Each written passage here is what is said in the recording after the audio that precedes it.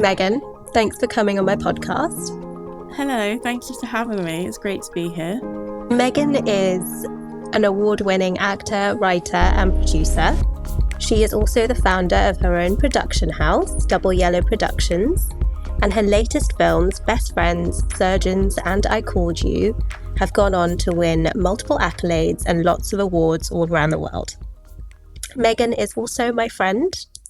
We met as part of a film club over Zoom during the pandemic, which was a really challenging time for everyone. And I remember particularly looking forward to seeing Megan every week, and her smile and her face in the little box on Zoom would make me so happy. Not only is she impressive in all that she does, she is deeply insightful, very kind, and just wonderful to be around.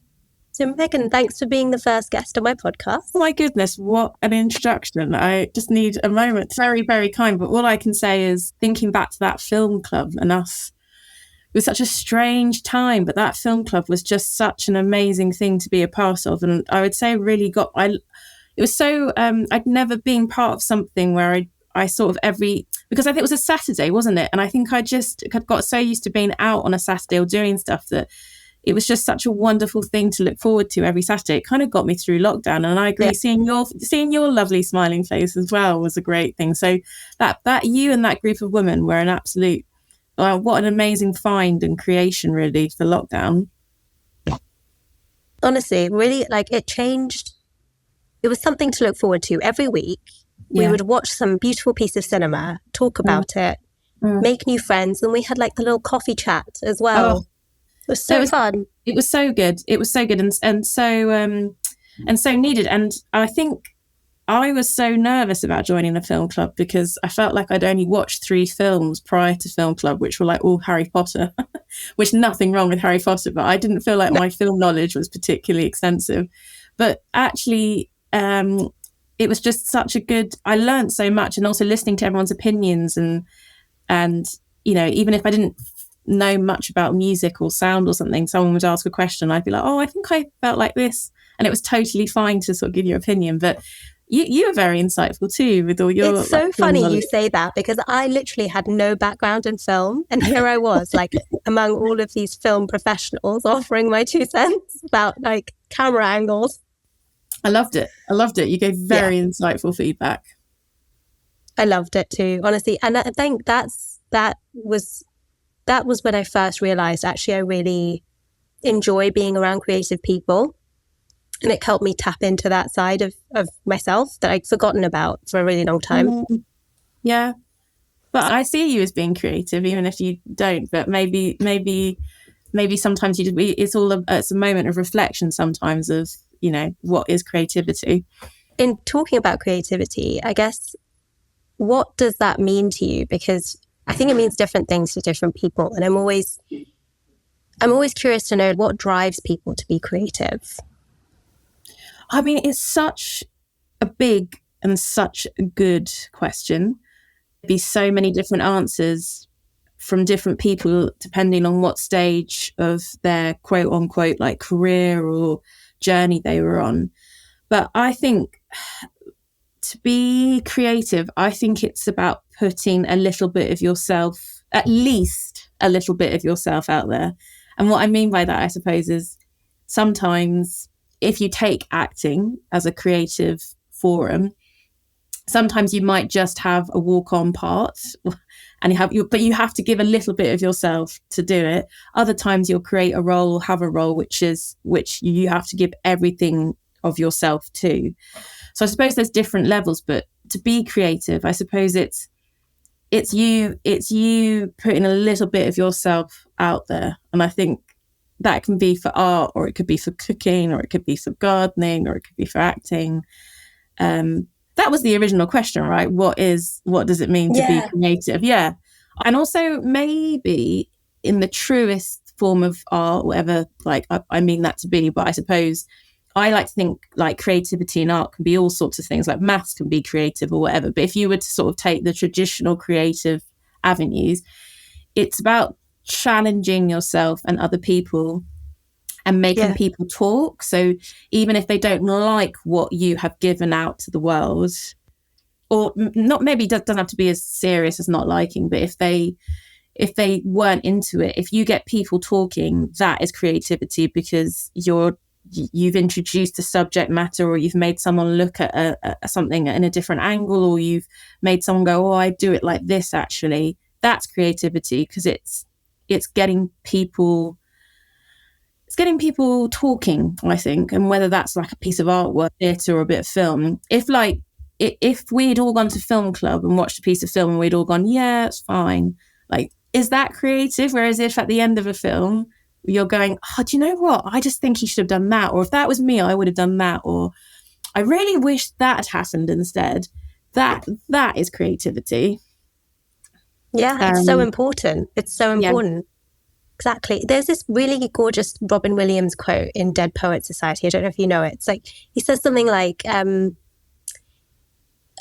medicine, law, business, engineering, these are all noble pursuits and necessary for life, or necessary to sustain life. But poetry, art, beauty, romance, these are things to stay alive for. Yeah. And I never forget that, because I just think it's so profound, in the sense that, like, art and things we create give our lives meaning. That is kind of, recently there's been, I think it's Birmingham, they're going to cut 100% of the arts budget for Birmingham. And there was a tweet, someone tweeted, like, a city without art is basically just a shopping centre. And I just thought, yeah, actually it is. So yeah. I think to your point and that quote, like, if you don't have art, or you don't have culture or things around you, it doesn't add, like, if you've got nothing to express yourself with, then it would just be such a sad What's thing. The point of it all? What's the point? Yeah. What's the point? Yeah. 100%. Oh, I love that. I guess because I think it struck a chord with me, because obviously, you know, I come from like a corporate background, and I was like, yeah, like, what I do is important, but it doesn't always give life meaning in a way that my creative side does. Yeah. I suppose people that, the thing is, I think everyone is creative in their own way, but I think people become creatives because it's not, I think there can be an image of it being quite like a fun, free life. And I think people are quite quick to kind of emulate that image. But actually, I think being a creative is because there's something inside of you which has to do it, or else you just couldn't be you. But I still think there's an argument.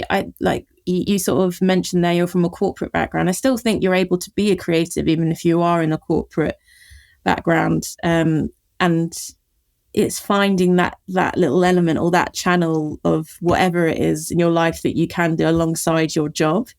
But I do think creativity is part of all of us as humans, and I think it's something that we innately want to create. But I think the way that we're set up in our lives and society is that you're kind of taught to lose that creativity quite quickly when you sort of turn 18. It's like, what do you want to do? Or creativity is not taken seriously, so you're not allowed. You've got to do something serious, something. I don't want to say boring, vocational. Like, come on, like, you know, be serious. Whereas if we took creativity seriously, and, you know, you fund it and put money behind it, there's so many creative avenues that take such skill and dedication and time that I think a lot of people also don't do it because it's just not particularly well paid, and like, life is life, and you have to, you know, managing all of that is sometimes it's just like, I can't afford to do it. So I don't know, I think but I do think creativity can come from like numbers or cooking or gardening or painting or organising. Have you watched Stacey Solomon's Sort Your Life Out? Oh, and I was like, that's creativity. That organising up is creativity. I used to label everything. I used to be like one of those freaks that would buy a label machine just so I could like label things like scissors, stapler, desk. I think I'm going. This was back when I was a kid. No, I think I'm going back into that phase. There's a woman I'll on the let you stage. borrow my label maker. Oh my goodness. I would, it would be an absolute dream. But I think I'm slowly getting into that as I like sort, because I recently, like 18 months ago, moved into a little cottage. And although it was like in an okay state, we've slowly been doing it up and doing DIY. And I think actually the fun of doing stuff up is the creativity of like slowly putting up a shelf or like organizing something that was disorganized. So I think I'm entering my label phase. You should get back I into love it. that. And also, yeah, like you said, like creativity, you're creating a home yourself. Yes. So that's a form of creativity, I think. Do you think, I guess you touched on it earlier, how we're required to choose what we want to do at such an early age. And I think that's partly, like, I speak from experience. Like when I was 17 and deciding what to do, I didn't have a clue, Megan. Like I went to medical school, for God's sakes. Like and it was wild. Like I didn't know what I was doing. Like it was completely the wrong choice for me. I was terrible. I just woke up every morning being like, God, I don't want to do this. And then like ended up switching. But these are the things that like when you're 17, who knows what they want to do for the rest of their lives, especially with things like when other people's lives are in your hands. Like I had no business becoming a doctor, Megan. Like it would have been awful. Hard, play hard. So like that's my thing. Like they seem to be out all night and then like would be in lectures or whatever. I mean, hats off to anyone training to be a doctor. Like absolutely incredible. But sometimes as well, you're just in the pit of your stomach go, this is not, I'm not really in, or it could be even that you were really good at it, but you might have still had the same pit feeling in your stomach going, oh, it's not really for me.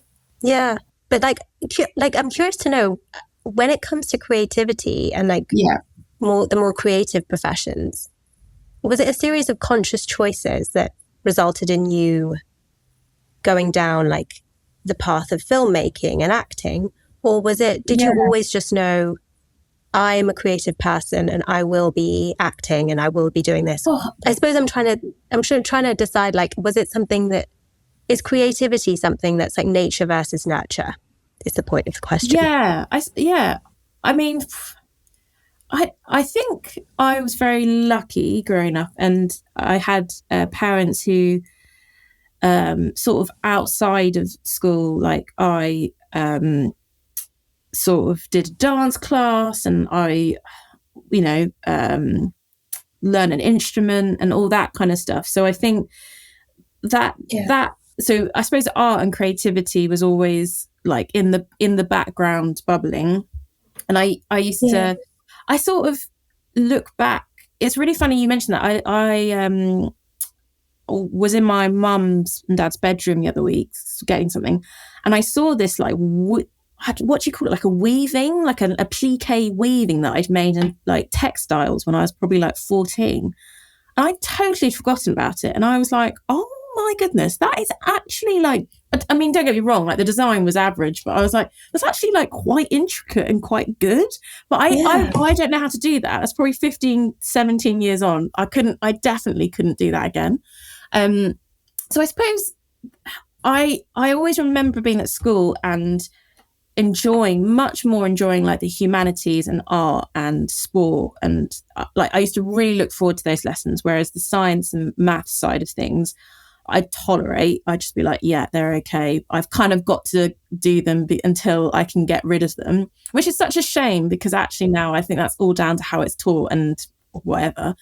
Because I think now I look at it and chemistry I think could be the most artistic thing ever, like combining all these chemicals and potions and whatever, but I didn't see it like that. I was like, ugh, and I honestly couldn't wait to get rid of them. And then I always loved drama, but they didn't have anything really at my secondary school, and it was only when I moved for sixth form that there was a drama department.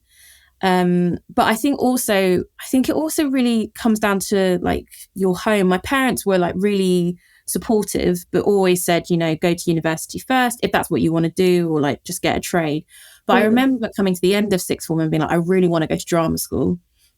I'd really enjoyed doing my like drama. I didn't do A-levels, I did something called IB, like International Baccalaureate. So I did like, I really enjoyed learning about all the different like international texts, and I just remember loving it and being like, yes, I could do this. And I remember my mum and dad being like, go, if you want to go to university, do that first and then come back to it.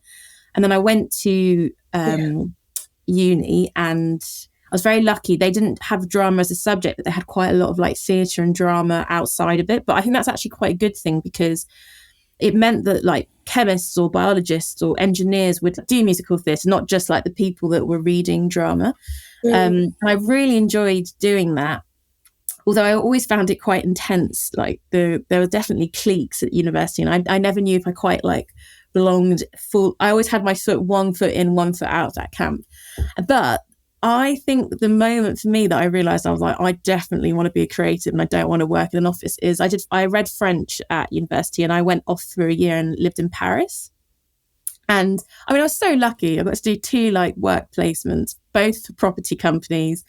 I was called like a stagiaire. So I basically like photocopied, made tea, did some reports, got paid a little bit of money. Like what a great year. Like what a great city to like live and work in.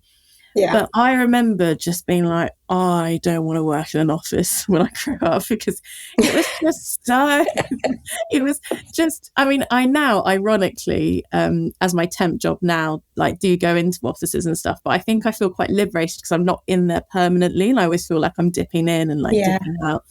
But you're like seer suckers on your way out. But I think being in an office for a year, I came back and I remember thinking, you know, I'd always thought of drama school and always been like, I've always wanted to kind of be a like performer, or always loved the idea of drama and performing. And I got back from my last year at university and I thought, I'm just going to apply for drama school. And if I get in, it's meant to be. And if I don't, then I've tried it and the door has closed and I'll find something else. I also remember going to the careers fair. Do you remember doing that at university? Yes. And walking around?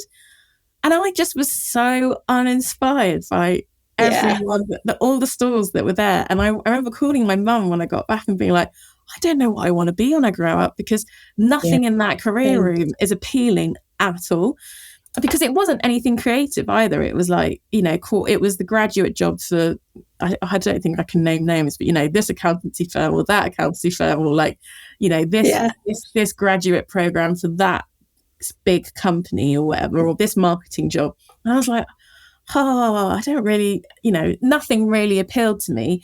But drama school did, and I think I applied for 3 drama schools in the end. And it was interesting, with each drama school I got through one more round. And I just, in my last drama school, I got in and I was like, that's it. That's like it's kind of meant to be. It's a sign. It's a sign, right? So yeah, I kind of, when I got in, I thought like, this is what I meant to do. And I genuinely think if I hadn't got in, I don't know what I would have done actually. I think I would have found my way and done something like within the arts sector. But I mean, we'll never know. But all I know is that when I was working for property companies in Paris, I was terrible at it, because I think also when you aren't interested and you don't care, you're not a particularly good employee, because you just don't have attention for detail. You can't help it. You sort of by 1 p.m. you're like, oh my God, is it the end of the day yet? So I mean, I was terrible. And also I was like a stagiaire on like very minimum wage, doing really, you know, it's actually really good training. It's super good training, because you're kind of, you're really at the bottom of the food chain. And also that's really, you know, I'm sure we'll talk about it, but when you're doing roles or working in those kind of jobs, you see how other people treat you, or how, you know, this pecking order. So I mean, it's really good to be the bottom of the food chain, and you never forget being at the bottom of the food chain. But I kind of just thought, I don't, you know, all that office chat as well, and everyone's like, you had a good weekend, and it's Wednesday and you're like, I can't ask them if they had a good weekend. I can't ask them what they're up to at the weekend. Like, what do you ask an office colleague on a Wednesday? It's like, have you been for lunch? It's the worst day. It's the worst day. The Wednesday is the worst day.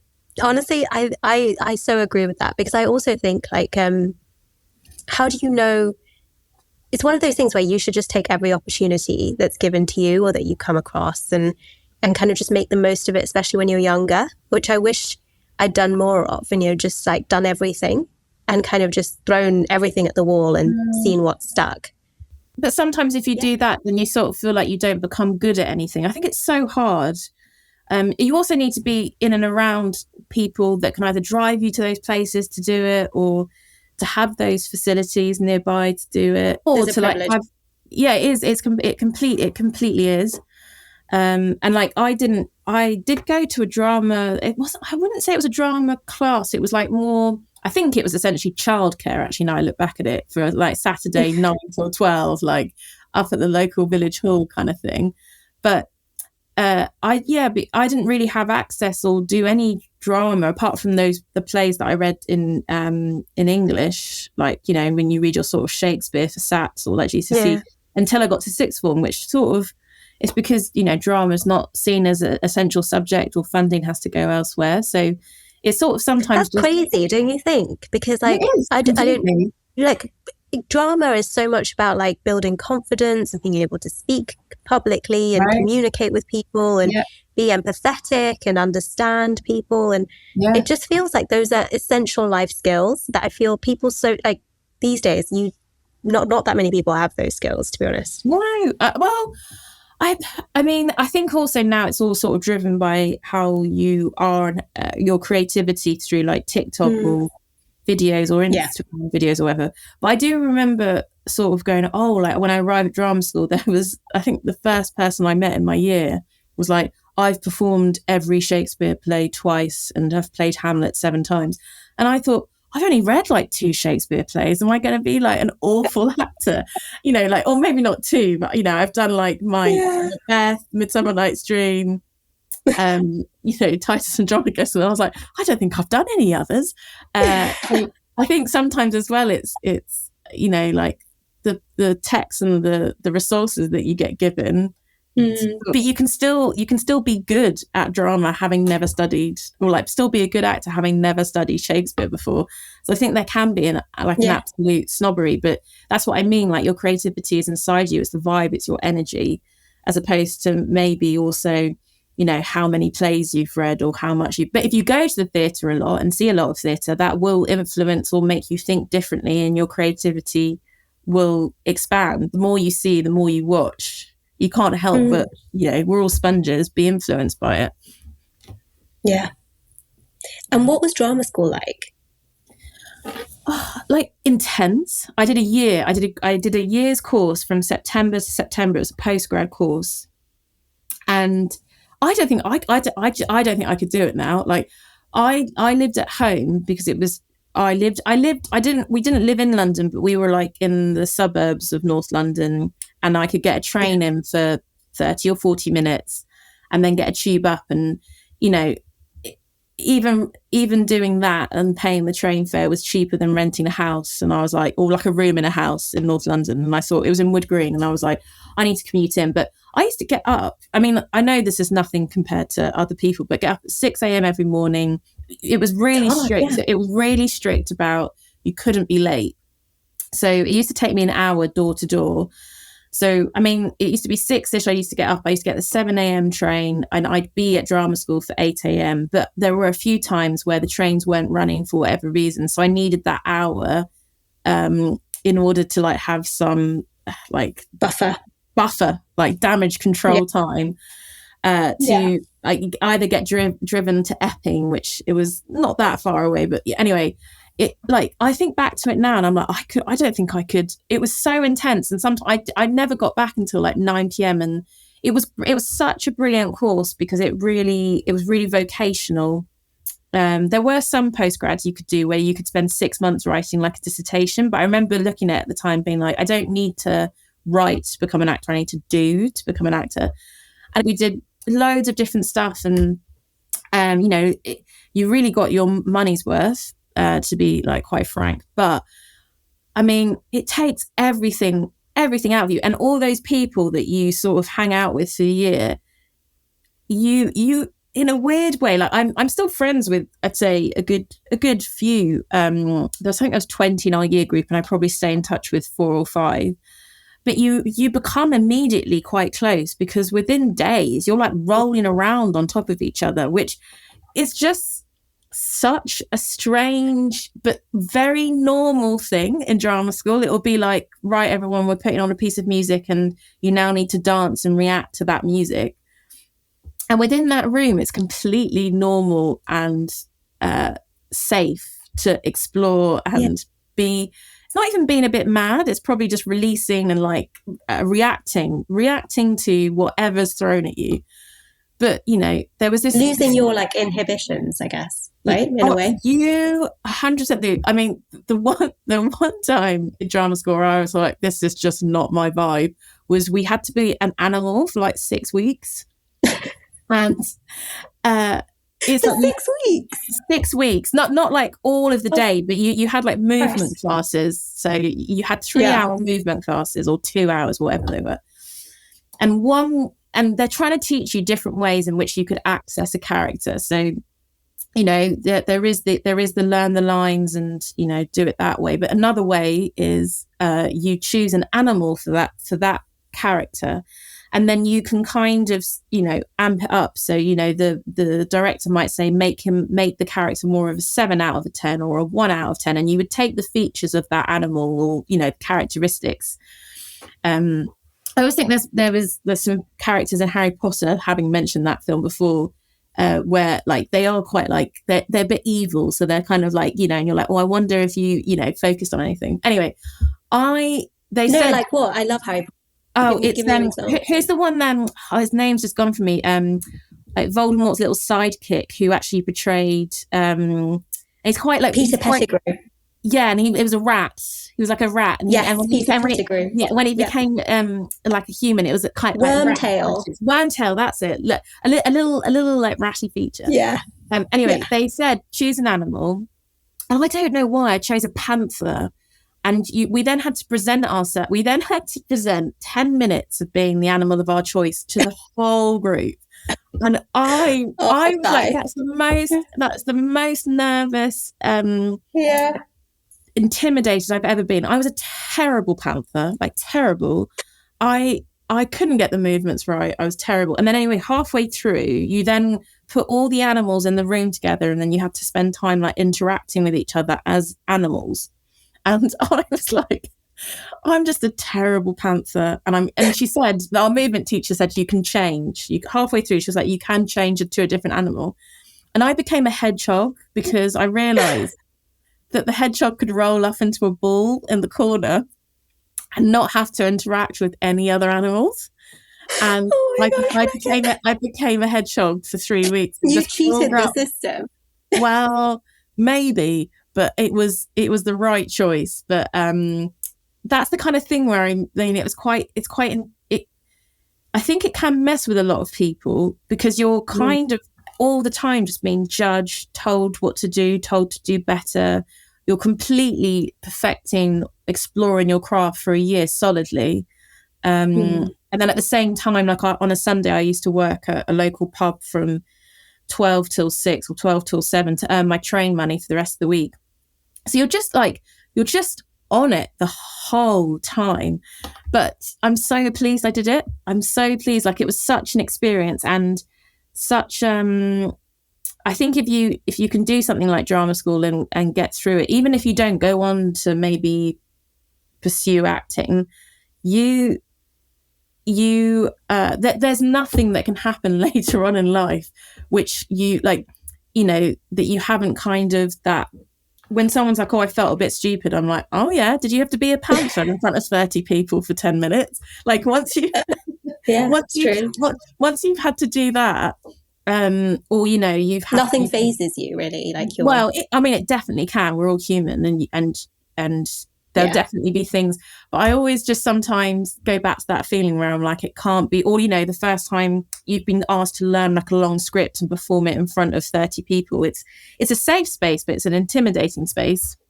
But drama school, it was intense, incredible, like a whirlwind. You learn so much. And the interesting thing was as well, I thought going to drama school I'd be really old, because I'd gone to university and like done a gap year, so I was like 24, 25. Well, I get there and there's, people that had left the army were in their mid-30s, which is still really young, now in my mid to late 30s. So I think as well, it was like a real eye-opener. But immediately when you go to drama school and your friends, maybe are going off to be lawyers or accountants or whatever, your days become very different because it's, some people are staying up late to do like a pitch or sums for a well-known accountancy firm. And you're there like trying to learn a Chekhov monologue, with a Welsh accent for the next day. So, I mean, it's totally bonkers. But I'm so pleased to do it. But I don't know what drama school is like now, how it compares, because I'm sure it goes through phases and stages. But I also had a really cool group of people in my year. I think that really helped. And a whole mixture of people as well. I think I went thinking everyone's going to know all Shakespeare plays and everything. But there were lots of people who didn't necessarily have a theatre or drama background who were there, which I think also makes you feel at ease, a little bit more comfortable as well. And did you, in terms of acting opportunities and things that came out of drama school, was it fairly easy for you after you graduated from your postgrad course? I'm just wondering, how did you break into film? Was it something that happened naturally, or was it? So that is quite interesting. So I would say coming out of drama school, quite quickly I formed a comedy sketch group with 3 other people from my year. And for about 4 or 5 years, we did like Edinburgh and went to Australia. And it was quite comedy it was comedy based. I think we did a bit of Radio 4 and we did actually some great stuff. And we had done like little snippets, sort of comedy films for YouTube. This is also like 10 years ago when kind of Instagram wasn't really a thing, like no TikTok. Yeah.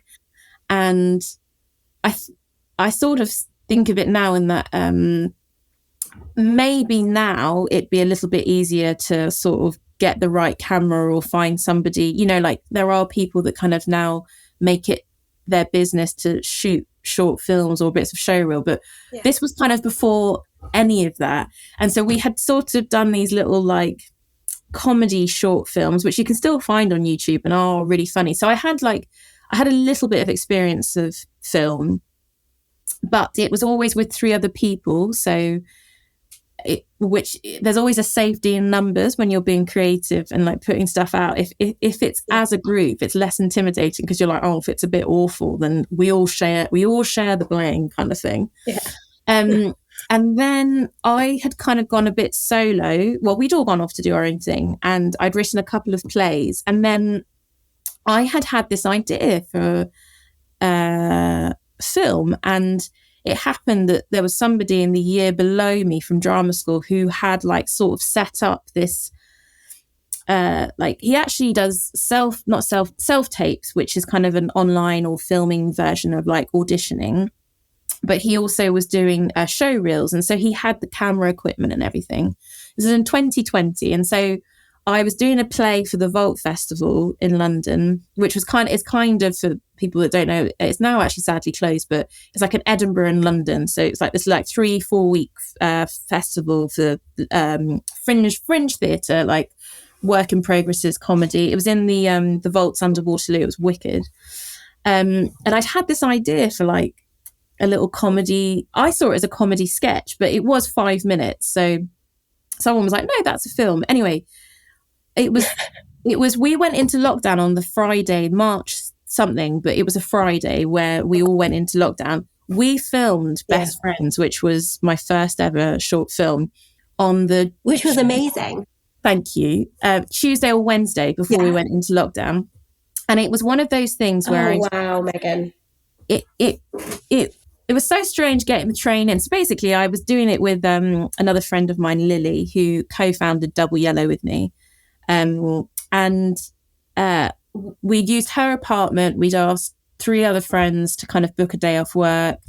My partner was sort of doing the lunch and the running around. My other friend said he'd direct it. And it was like one of those things that the more you do film, the more you realise that you need about 1,000 people to do a film. But in this case, it was ignorance is bliss. And we just all turned up. We filmed Best Friends, which I'd written. And then and you know, I look back now and it's like, yeah, ignorance is bliss, because if I did that again now, I'd probably have 40 people doing the same film, but it all just worked. Everyone, you know, turned up. And it was so odd because when we were getting the train into the film, there was nobody on the train. It was like that kind of weird phase where no one was going out, but it wasn't locked down. It's quite hard to like remember that time. And it was for a long time, that's the last group of people I really saw until like, you know, whenever it was. But anyway, that was kind of my journey into film. But what was so amazing with it and such an eye opener for me, having done so much like stage and theatre beforehand, was I think we shot Best Friends in March, and then maybe it was ready by, I can't quite remember, but say the June of 2020. And we started putting it into film festivals and stuff, and it suddenly started doing like really well, like all around the world. But people were able to see that film because they were doing, like in the States, they would do like car drive-ins, you know, so they have these massive screens up. Yeah. And we'd get sent these photos, and I was like, this is so cool. Like, it's being seen by so many people around the world, but yet I don't have to like be there, or I don't have to promote it, or like when you do a stage show, it's all encompassing and everyone's together, and it's like a huge family thing, you know, like, and then once the play or the production's finished, that kind of little chapter is over. Whereas it kind of totally opened my eyes for film, because you kind of film it and do it, and then, you know, a bit later on, suddenly it's out in the world and that journey continues, but you also have that work forever. Whereas, of course, with stage, you have it forever in the sense that you'll never forget that feeling when you're on stage, or like you'll never forget that moment and that unit of people that were working there. But yeah, like it's sort of, I'd say because of the pandemic and COVID, suddenly film just became that thing where I was like, oh my goodness, I can make films in sort of like, there's still a lot of work to lead up to it, but you maybe only need people for a shorter amount of time, like, and you can say what the weekend or the days are or whatever. And then, you know, and Best Friends continued on the film festival circuit for like 2 or 3 years. So there's kind of this longevity with it as well. But yeah, I feel kind of that thing where, you know, when someone sort of accidentally falls into something, and it sort of also did brilliantly, maybe because of the film festivals all of a sudden had to go online as well. So suddenly you could join a film festival that was in Atlanta or Paris, whereas perhaps maybe previous to 2020, there weren't necessarily like those options to do it. How remarkable that it was your first film that you did, kind of thinking nothing of it, having like 10 people. And then it just all... and it just took off. Yeah. But also, it, I suppose as well, when we were in lockdown, you can't necessarily create in the same way. So actually, it was quite a good learning curve for me, like learning about all the film festivals and the trial and error with all of that. Or, and also just like seeing the reaction to people. But what was brilliant was 2 years later, film festivals started to be in person again. And my wonderful friend, Craig Talbot, directed Best Friends.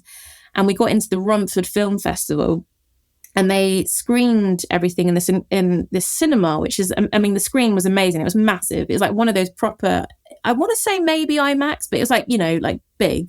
Well, and what was fabulous, and you realised that we'd missed out on it, was we were in the cinema screening, watching Best Friends, and suddenly you could hear like the ripple of laughter as people started getting the jokes and what was happening.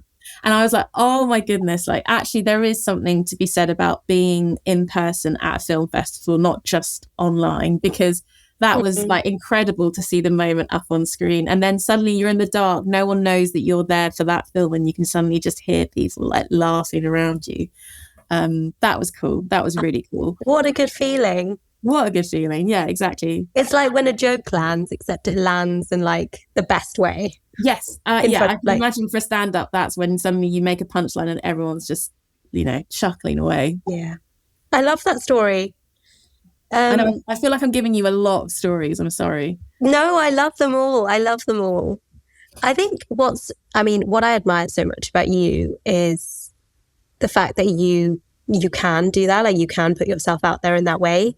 Because I think for me, creating and like putting stuff that I create out there feels so, I don't know, it just feels like I put myself in a really vulnerable position by doing that, because there's this element of judgment, I think. And when you love something so much, and when you create something, so much of yourself is part of what you're putting out there, that you almost, in a way that it isn't for other things, really. Like, when you create, you're actually putting a piece of yourself into what you're making. And to put that out there and to keep doing it, and to be critiqued for it or judged for it. And I find that like so brave. And I just wonder how you keep doing that, and how you keep pushing past that feeling, if you even have that feeling. Definitely. I think, and I suppose it could be deemed as bravery. I think practice makes perfect. And I think I mentioned before, I sort of had been in a comedy group. And then when I co-founded Double Yellow Productions, I think there's safety in numbers for that. I think if you'd said to me, leaving drama school, do you want to do stand-up, just you, or do you want to be in a comedy sketch group? I think I would every time being like comedy sketch group, because I don't think I had the bravery to like do that by myself. But now I very much like working for myself, by myself, with Double Yellow. And I think it's like practice makes perfect. And I think there's a bit of age with it as well. I think the older you get, the less you become bothered about what people think. And also, I've made some good stuff and I've made some bad stuff. But with the bad stuff, it's not even bad. It's just like, okay, that wasn't quite right, let's go again, kind of thing. But, you know, it's not actually bad. It's just needs work. So I think I definitely go in waves. And I think what I've noticed is when I create my own stuff, or I produce something for someone else, of someone else's work, but if the subject matter means a lot, or it means a lot to them, it's never going to be bad, because there's belief there, and there's love, and there's passion that's gone into the project. I think that's what I've realized, is starting now, like, to make all my own work, which I had done always, but in particular with film. If you're making something that means something to you and you're passionate about, it doesn't matter if it doesn't, like, of course you need to like budget correctly and all that kind of stuff, but it doesn't matter if it doesn't win awards, or if you don't make your money back, or other people don't like it, because you've made it to the best of your ability, and also you have made something that you're proud of. And if you are proud of it, and there's not, in that moment of time, there's nothing else that you could have done to make it better, then you've smashed it. Like, I think sometimes there's an element of, I don't want to make it in case it's bad. And yes, like, definitely if perfectionism. Yeah, absolutely. I think I definitely have the gene which is like, I'll give it a go, see what happens. But I also think, like, if I learn to knit tomorrow, my first jumper is going to be awful, but I think I'd actually quite enjoy it. But if I make a film, I sort of set myself now different standards. So I'm about to shoot ish in a couple of weeks 2 more little comedy films, but I've very much said they're going to be filmed within the day. There's a sort of a bit more relaxedness to them, but they're short scripts, and I know they're good scripts that I've written. They make me laugh, which is probably my warped sense of humor, but all that matters. But if I was to make you're funny, so they're good sometimes. But if you were to make a feature film, like, that would take a lot of work, but it would have to be a subject matter which I was really into. Working with good people as well, and people that, I think whenever you are creative, if you have, I don't know, if you have a group of people that are just like, we love you, just do what makes you happy, you have that safe space in order to create. I mean, I think there's a difference, right? If you suddenly said to me, I want to, I don't know, I'm trying to think of something, become a professional glass maker, and I'm going to start selling my glasses in a well-known department store next week. I might have to say to you, I don't know if you are up to that standard. But if you said to me, I'm going to like make and do some pottery classes, and then I'm going to sell them online, and then I'm going to go to some craft fairs and see how it does. Like, that's incredible. So I also think maybe it's not about being brave. It's about defining how and what you want to do. And someone once said to me as well, like, wherever you want to get to, it's actually very easy to get there. You've just got to work out the stages to get to where you want to get to. So I want to do a one-woman show at the National. Like, I probably can get there, but it's going to take me a few years, and also like doing the right things to enable me to get there. But I mean, don't get me wrong, like there'll be some people who just go straight to the National, and that's meant to be their path. So I think it's about trying something. It is about being brave and putting yourself out there. But also putting yourself out there for the right things, I suppose. Like, I think this podcast is such a wonderful example where it's like, I'm going to make a podcast, and, you know, it's so fab to be on here. But, you know, if tomorrow I messaged you and I was like, I'm actually going to become an opera singer, you might be like, Megan, have you had any singing lessons for like the last 10 years? And, you know, like... No, I'd believe you. I'd be like, yes, that makes total sense. Yes, I am becoming an opera singer tomorrow. But but then why not also sing and join a choir and have fun with that and be brave? But yeah, I think we're so set up at the moment to be perfect immediately when you try something. And it's not necessarily about perfectionism. It's about exploring. Like a theatre practitioner I work with always says, explore the lines, explore. And I never used to get it when I first met her. I was like, okay, I'll explore. Now I'm like, yeah, you just got to keep exploring until it feels right for you. And the first thing you ever make is, you know, probably not always going to be the best thing. Just got to keep making things. Oh, yeah. I look back now at other stuff that I'd like put on it. At the time, I was like, this is it. This is amazing. And it was amazing for that moment in time for many different reasons. But like sometimes there are limitations on what you can do. So it's like, it's the budget or it's the location or now I look back at Best Friends, and at the end of the film, I can see a tissue sticking out of my pocket every time because I actually had a really bad cold. I mean, I was actually quite ill when I was filming it. But I mean, it doesn't matter. But if you look closely, I've got quite a red nose. if you're looking for it. But I suppose what I mean is like you'll always pick at things suddenly and be like, I could have done that better. I could have done that better. Yeah. So it's kind of like letting that go, enjoying it, being confident with what you have. But I mean, I've probably said all these phrases which are contradictory in themselves, like be brave. No, I feel like that. Yeah. Yeah. No, I feel like that because you always know the counter to what you're saying.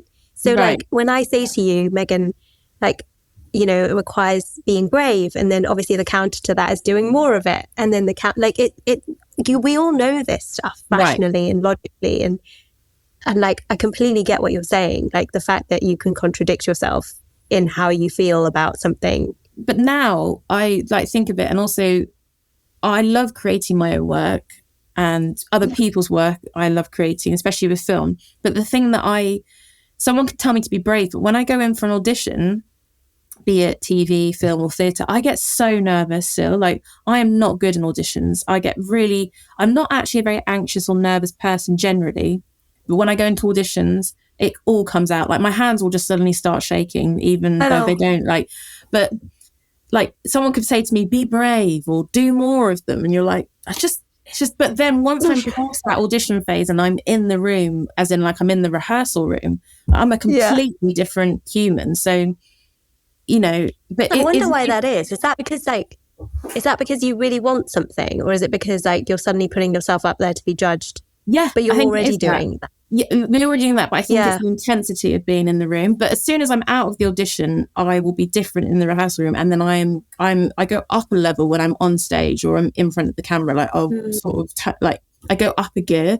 But it's so funny because like there's being creative or putting yourself out there in so many different ways. Like like organizing a film and being in a film is one thing, but actually going into a room and like in front of people that you don't know, suddenly doing like 2 monologues or a film thing or whatever, I still find that completely nerve-wracking.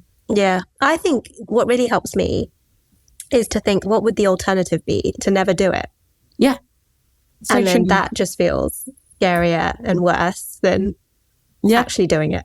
So, yeah. Are there any other key challenges you think to acting or producing? I guess both very different things, but what do you find the hardest of the two, or the most challenging? I think the hardest thing for me, they all kind of blend in a little bit, like, because I do act, I do write, and I do produce. They all kind of do mold into one world.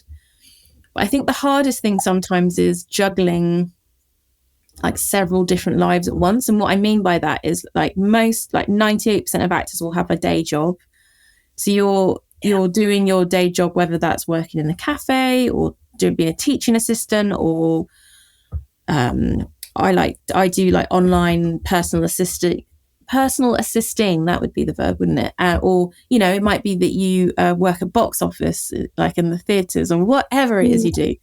But sometimes the hardest thing is outside people who don't mean to be annoying or rude, but like will say to you, "How's the directing going?" And you're like, "I've never directed." or it's, "What have you been in recently?" And or what are you up to? And it might be that for 6 months you've been working on a film and you've just shot it, and you've maybe not finished it, or you've just finished a massive show and you haven't done anything for 6 weeks. But someone will be like, "What are you going to do?" And it's like, "Oh, I just sort of gave my life for 6 months to something, so I'm just breathing." So I think sometimes I find that the hardest, like keeping several plates going, like having two lives. And I genuinely, if I meet somebody, or even if I know them, but I'm like, haven't seen them for a while, I have people who or I suppose I'll take it that I've just met, and I sort of judge immediately if I want to go down the route of like even saying that I'm in a creative or an actor or a writer, because sometimes it's, if you've had a long day or you're quite tired, you just don't want to answer those questions of like, "Nope, I've not been on any standards.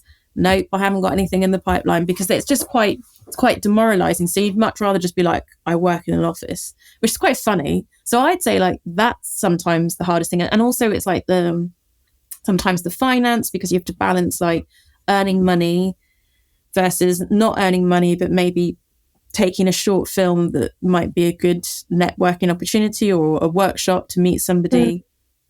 So I think there's sometimes, I suppose people that are in the top 2% of acting don't have that kind of role, but I think all actors and all of the people in film and plays could empathize with the fact that you have these very, like, sometimes, you know, you start the year not necessarily knowing what your year might look like, or like your big break might come in November, but you've got to hold fast from January to November for that to happen.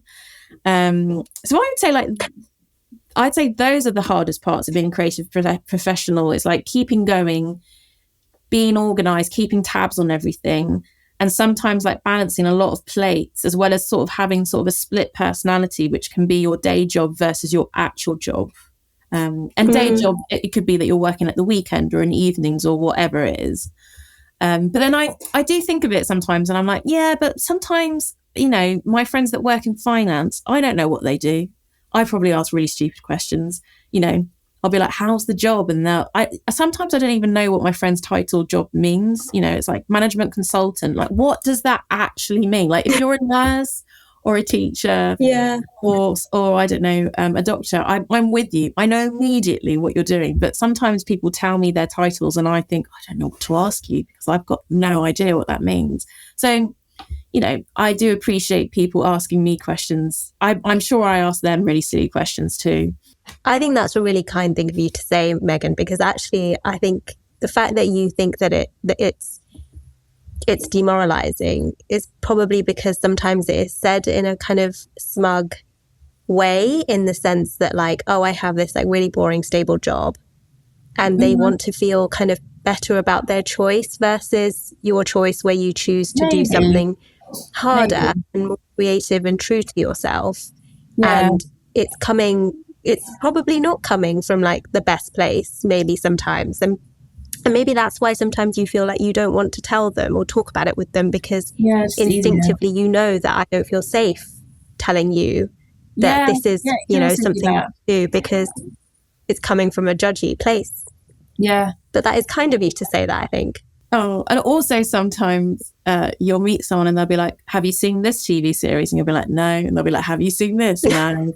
Have you seen this? No. And I'm like, oh, sometimes as well, after like a long day of doing all the things that I'm doing, I just want to watch a bit of, I don't know, something which isn't taxing. Or I have mentioned Stacey quite a lot, but really I just find it therapeutic. You know what's going to happen. You know, she's going to get a house, she's going to sort it out. Yeah. It's all going to end happily ever after at the end of it. I have that with Schitt's Creek. Do you? Oh yeah, nice. You need that. I think you need that kind of tonic sometimes at the end of your day. Tell me about production, because like, speaking of people like, where you don't know what job they do, I didn't know what a producer did for ages. Actually, I think until I joined Film Club. Well, do you know what? Which was only a couple of years ago. I'm still learning. Like, I would not say I'm wholly an expert, and I would say when I did Best Friends and I produced it with my friend Lily, we each called ourselves a co-producer, because we were like, yeah, we've made this together, we've produced it together. And a co-producer is totally different from a producer. Like, a co-producer is a level down from a producer. So it's like there are these whole entities of a film, and if anyone's listening to this who is much higher up in the film world and has made feature films, they'll be like, that's not right, or that's not right. But you sort of have a producer. You could have multiple producers as well. So you could have, like when you go on the end of a TV series, there could be 12 producers on there, and producers are the people that essentially are on it from the beginning. So like, you and I are doing a table read, or you FaceTime me to say, I've got this script.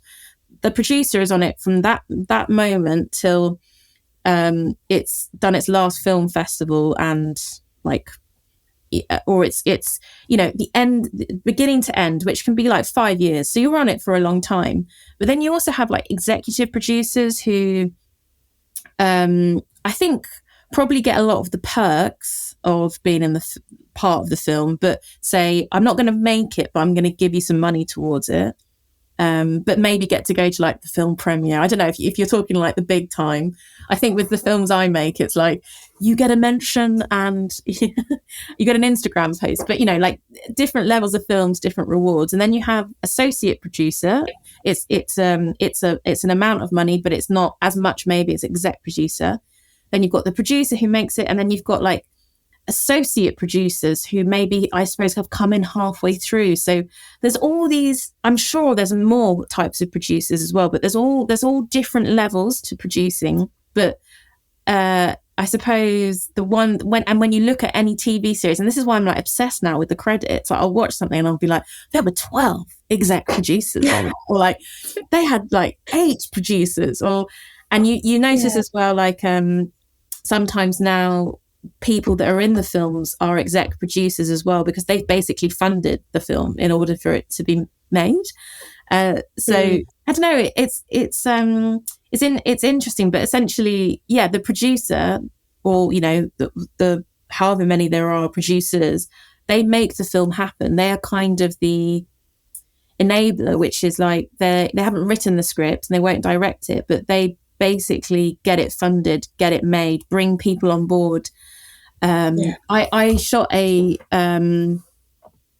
film called Robot Lady, which we're in post-production for last year, and there wasn't a first AD, and there was a slight argument tiff like going on the set. I mean, nothing huge, but I suddenly was like, I've got to sort that out. That's me that's got to do it, because I'm the producer. And it's that kind of thing where you are basically the go-to for everyone. You're CC'd in on all emails if there's a problem within the cast or the crew or the film production or whatever. Like, you're the one that sorts it out. You're kind of, you do everything. That's like, I've realized I sort of can only produce a number of projects a year in terms of other people's work. But it's quite a big job. But then again, you're in control. So I suppose creating your own work and being a creative, being a producer is not necessarily the most glam or the most creative in the sense of writing or acting in it, but you get to create your film of choice and how you want to do it and who you bring on board, like yourself when you came on board, like, you know, that's amazing. Yeah. Which is cool. That is so cool. It must be so freeing actually at that point to be like, I want to make this, I'm going to make it happen. Yeah. And have all of that creative control. Yeah, although I would say, again, it's that kind of thing of working with the right people. And slowly, as I build up my film repertoire, I suppose we would call it, and I'm sort of on my... I've got post-production on a fourth film and I'm in pre-production for another film. The more you do and the more you create, you meet the right people in order for them to make it work with you. I think like...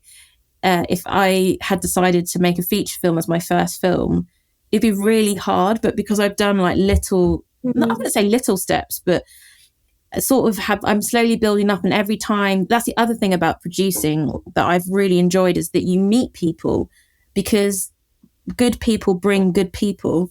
And so suddenly you're sort of like expanding your contacts and you're like, yes, I want to work with you again. No, I don't want to work with you. But therefore you can get bigger and bigger with your ambitions and your ideas, because you have the confidence to have the crew behind you in order to do it. Yeah. Definitely. Oh, I love that. Which one gives you the most joy, acting or producing or writing? Oh, like, do you know what, if I could do one forever, it would be acting. And I think if I had left drama school and you had said to me, what one do you want to do? I would have been like 100% acting. Like that is the joy. That is what I want to do. But I think if I had like quote unquote made it as an actor straight away, I never probably would have started writing my own stuff. And then I never probably would have produced my own stuff. So I think what gives me joy is like making really good work. And it's a really annoying answer to your question.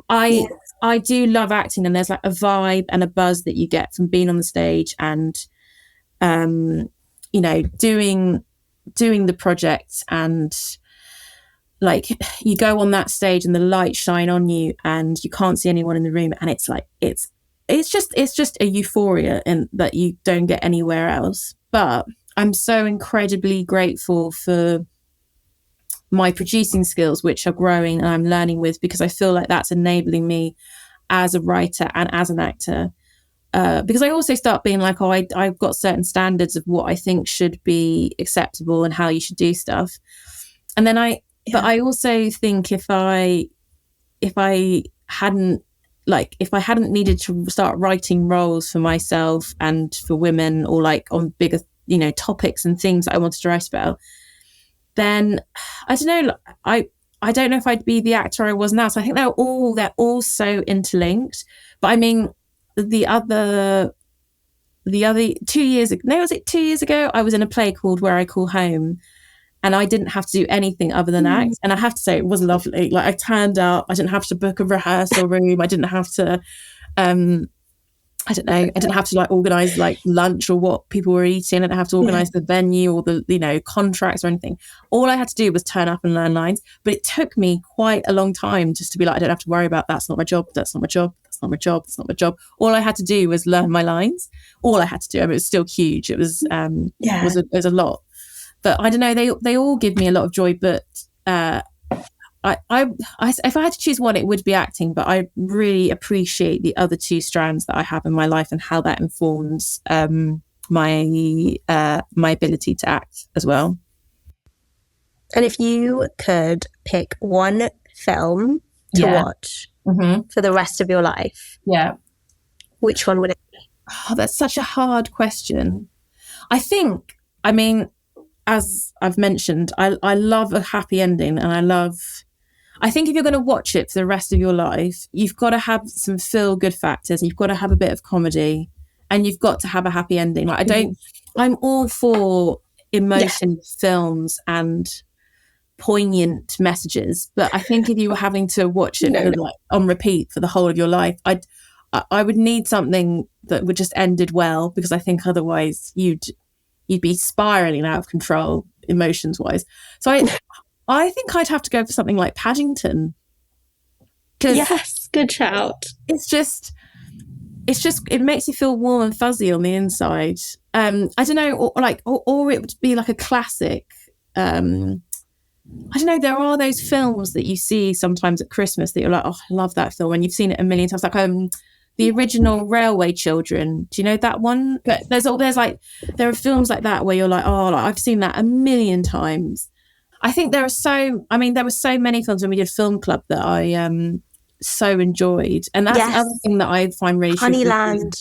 Yeah, being in this industry though, someone will be like, what's the last show that you've seen or the last film you've watched? I always go blank, always, because I'm suddenly like, pressure. Oh, sorry, I asked you the question and you're like, must give it. No, I mean, this is fine. I feel like I can say Paddington and I won't be judged, but sometimes you're like, or it's like, who's your favourite actor? And you're like, I don't know any actors. It's always I've forgotten them all. Yeah, my memory, I just go blank sometimes, even though like I've seen loads of plays and loads of films. I can never remember which ones. But yeah, also, it's hard to be like, which is your favourite, because I mean, it changes all the time. Mm-hmm. So, Megan, last question for you. Oh yeah. What is the top tip that you would give to someone that I guess it wants to do what you do now, and is in like the early stages of their acting or drama career? I mean, I always think, I don't know if I am able to give someone advice, but if someone did ask me for advice, because maybe, been in the industry a few years, I think I've said it before, but I would say define your own success. And what I mean by that is, I think it's so easy to be in a different profession, such as being a lawyer or an accountant or whatever. There are very obvious levels that you have to go up or climb up, like climb the ladder, like do this many cases or do this many things and you'll get to the level 2. And then when you get to level 2, this is how you get to level 3 and all that kind of stuff. And in the creative industry, or the industry I'm in, there's no rhyme or reason to how you get from place A to B to E. Like, one moment you could be in, doing your day job, you do a TikTok video and all of a sudden like you're, in Hollywood, and you'll be like, oh, it's the stuff, and that kind of stuff happens, but there's no reason as to why it would happen to you and not like Derek down the road or Bob in Glasgow. Like, it's just, there's no rhyme or reason to it. And I think what can happen is that every time you see people and they ask the question, when are you going to be at the Oscars? And every time you say, I haven't been at the Oscars yet and I'm not going to be at the Oscars, you will always fail. You'll always feel like you're failing or you haven't done enough until you've got to the Oscars. And you can definitely get to the Oscars. Like, I'm going to be at the Oscars and I will get there, but it might take me a long time. And therefore, how, like I was saying before, like, how do you get there? So I think what I mean by define your own success is that even though I still have a lot of goals and things that I want to do, I've had a lot of success in the sense that I've, gone to Edinburgh a few times with shows I'm really proud of. I've travelled to like Australia. I've created my own films. I've written my own plays. I've put together casts and crews for things. I've, and actually when you list it, you're like, I've done loads and I've like been really successful. But it's define your own success in that I'm really happy with the work I've done and the success that I've had. But if there are many times where people have been like, what have I seen you in on TV? And I'll have to be like, nothing probably. But if you always sort of care with what other people think or what other people think the success should look like in your industry, you will never feel great about it. Whereas if you're like, I'm just going to do this is my thing, and then I'm going to do this, or define your own success, and by that I mean keep striving and keep wanting to be the best you can be, but know that if you're happy and you're pleased with the work and what you're doing, like, that is a success, and that's amazing in itself. Yeah, like that moment in the theatre when everyone was laughing and best friends, that must have felt incredible. Yeah, that's success, right? But yeah, like, and it's also all the normal things, like work with good people. Like, it's taken me quite a number of years to get that bit. if you work with people who don't think you're any good, then you won't be any good. So it's choosing your tribe, choosing your community, keep learning. Like you can never know too much. And I every time I do a new project, whether that's theatre or film or writing, I learn so much still. So it's just keep being a sponge, keep like learning off different people, good people as well. And when I mean good, I don't necessarily mean like, have been head of the BBC for 10 years. What I mean is like good energy. And I think you can't go far wrong, then you will do well. I love that. Megan, thank you so much. Thank you for having the listening time. You've been such a treat. Honestly, I really enjoyed this conversation. I forgot we were recording. So did I. I'm now thinking, what did I say in my rambles to you? You were amazing. You were amazing as always. And gosh, I'm so glad you came on. Wherever you're watching or listening to this podcast, please do like, subscribe and follow so you can get updates. But it also means so much to me, and it makes a real difference to the episodes and the guests that we can bring on. Thank you.